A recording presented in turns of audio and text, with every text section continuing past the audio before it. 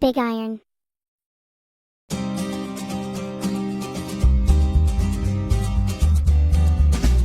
To the town of Alfrea rode a stranger one fine day. Hardly spoke to folks around him, didn't have too much to say. No one dared to ask his business, no one dared to make a slip. The stranger there among them had a big iron on his hip. Big iron on his hip.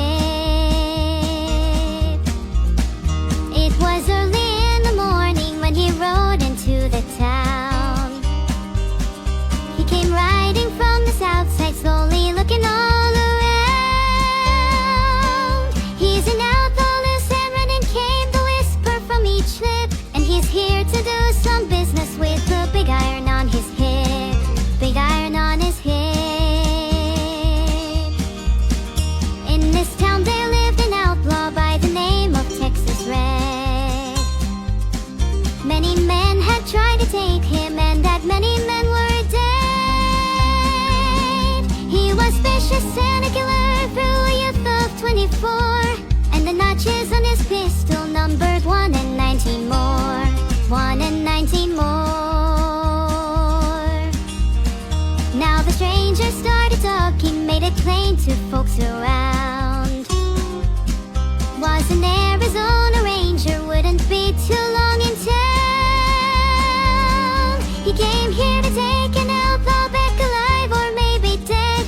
And he said it didn't matter, he was after Texas Red. After Texas Red.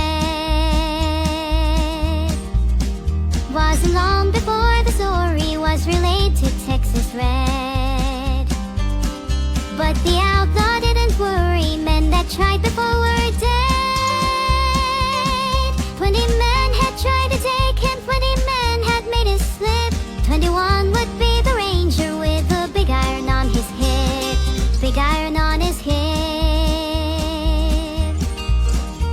The morning passed so quickly, it was time for them to meet.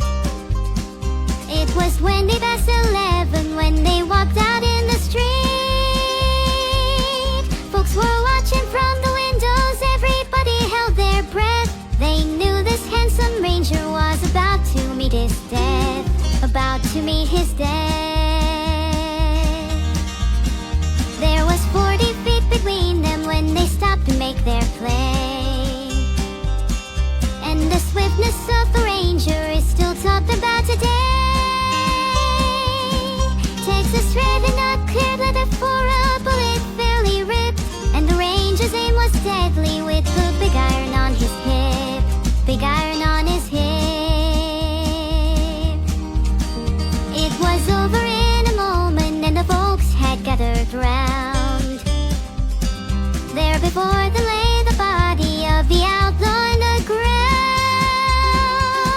Oh, he might have went on living, but he made one fatal slip when he tried to